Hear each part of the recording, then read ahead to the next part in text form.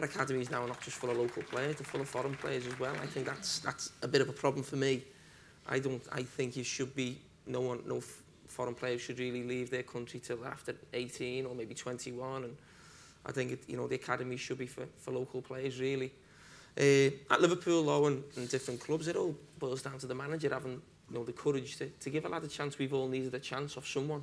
A manager has to take that chance one day and be brave and give yourself a chance. But I think there's rules coming in now, different things. I think with the 25-man squad, so many players from England or Britain. I'm not sure exactly what it is, and I think everyone wants it to happen. I think it's going to be pushed a lot more in the future, but I think it all boils down to a manager actually having the courage to put a young player in there.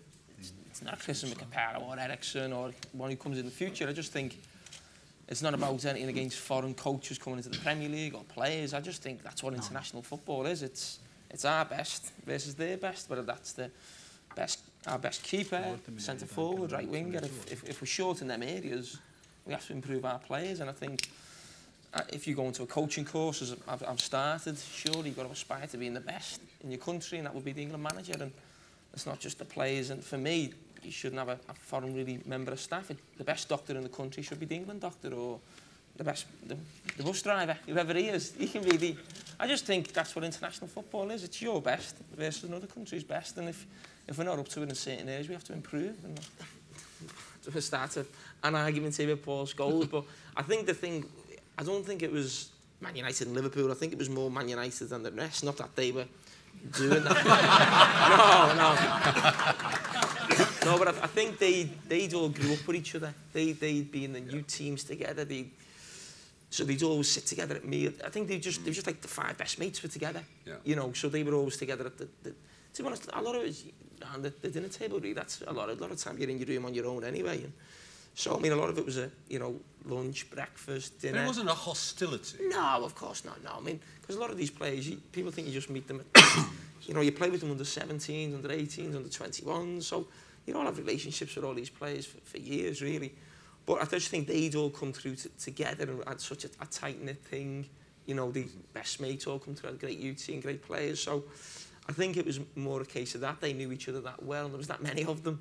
They were such a great side, Man United. They probably had 7 or 8 in the England squad at the same time. So it's probably difficult for anyone to break into that little group and get to know them that way. You want to try and get as much out of your career and play as long as you can as possible. But I mean, obviously there'll be a time will come in the next 12, 18 months, maybe 2 years, whatever it may be, and a lot of that won't be down to myself. A lot will be down to the people around me, as I say, the staff, the manager, and what they decide to do. And are you ready for life after football?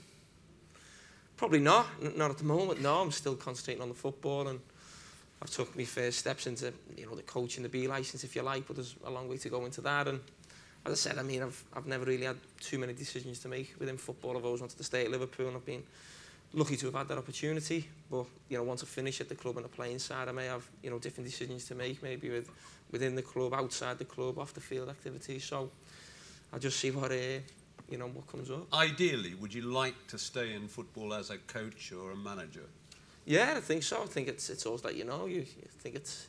Speaking to Ray before, we all love the game. You want to stay involved in the game, but there's a lot of people out there who've got the same idea, and I think it's it's something that we all want to do, and Ray's out of it at the moment, and as I say, he's desperate to get back in, and there's players like me finishing who are looking to get in as well. So there's so many people want to stay within the game. So, but it's something I'd love to do. But as I said, you need the opportunity.